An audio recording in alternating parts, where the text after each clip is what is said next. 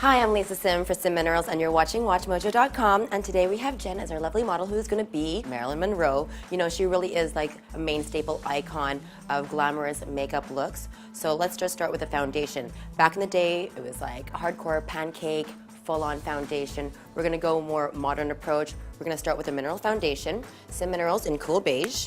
We're going to go with a lighter foundation. Back in the time when they were doing a lot of black and white photography and everything, you always wanted to go with a lighter complexion.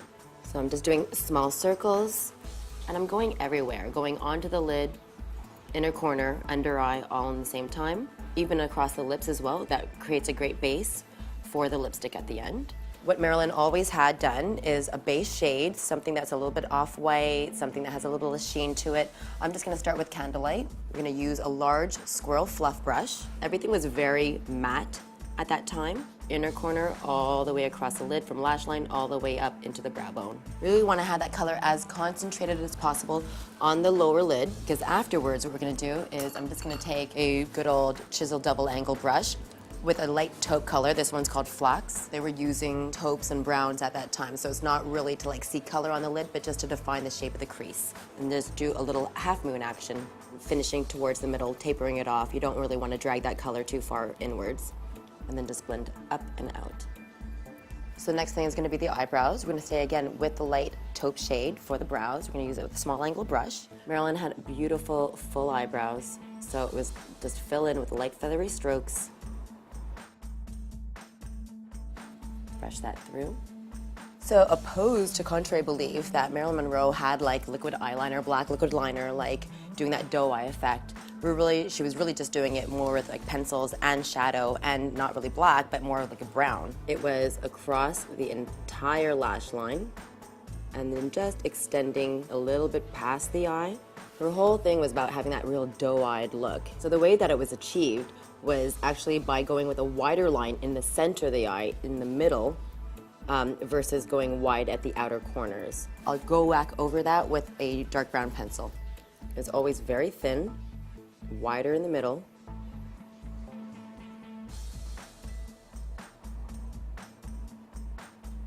We're gonna go back over now, same angle brush, and just seal it in, and it will repair any little gaps or skips that are in the pencil. After they've done the liner, one little trick that they had was taking a little bit of a gold shadow or pencil, very, very light, and just placing that above the brown line. So I have this one, it's called Spun Gold, so very light white gold. So this should just go on so minimally. I'm just tapping it on, actually.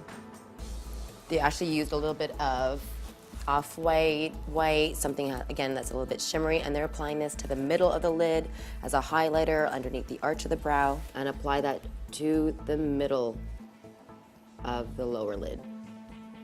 Whatever's left over, just use that underneath the arch of the brow.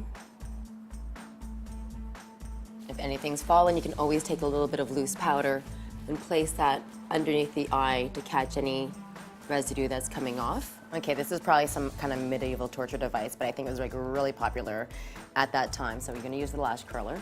Go as close to the lash line as possible and do the base, the middle, and the tips.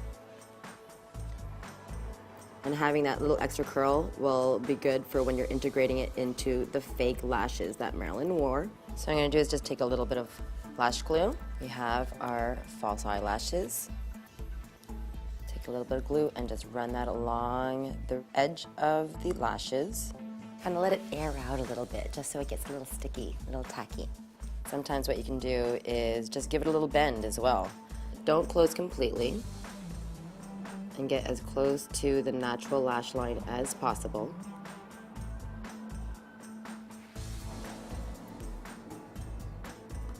After that, it was really about highlights and contouring on the face itself.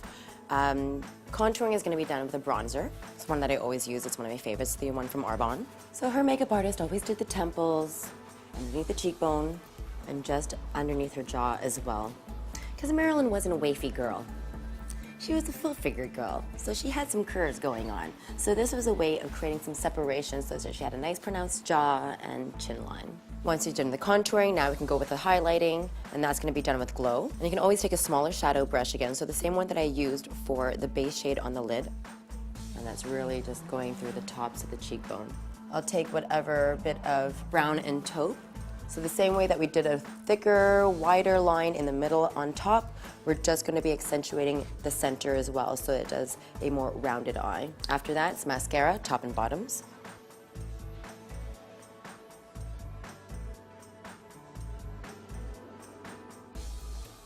The other thing that we'd do to make the eye look brighter is take a little bit of red pencil and just doing this red dot, and we'll just blend this out afterwards. Small brush. Apparently that makes the eyes look brighter. I don't know. I don't know if I'm going to be doing that every day, but this is just one of the many things that they did to Marilyn's face. So when it came to Marilyn's famous red lips, they often went much lighter around the contour. I'm just going to take a little bit of Barely There. It's like the lightest of the foundation shades, and just run that along the top of the lip. And that way you could actually exaggerate the natural contour of the lip. She always worked with red pencils, red lipstick, red gloss. Sometimes there's Vaseline in the center of the lip to like make it look really voluminous. And picking something that's real blue red would be ideal. And fill in the corners. And we'll leave the center. That way we can actually create different heights to the lip. What we can do now is go in with a blue-red lipstick. It's called Runway Red. And then on top of that, I'll actually use a little bit of a red gloss right in the center of the lip. So there you have it. How to look like Marilyn Monroe with the bedroom eyes, the doe eyes. Always remember, like the quintessential thing is just going wider in the center of the eye, definitely false eyelashes, the red lipstick, hands down. This is going to be a look that is going to be killer. So what do you think, Jen? How do you feel? Yeah, very glamorous, very fun. Super glamazon going on. So we're here at Très Chic Styling, one of my favorite places for dresses. We have a selection back here so that you can really complete the whole Marilyn Monroe look. Should we go try? Yeah, let's do it. Awesome.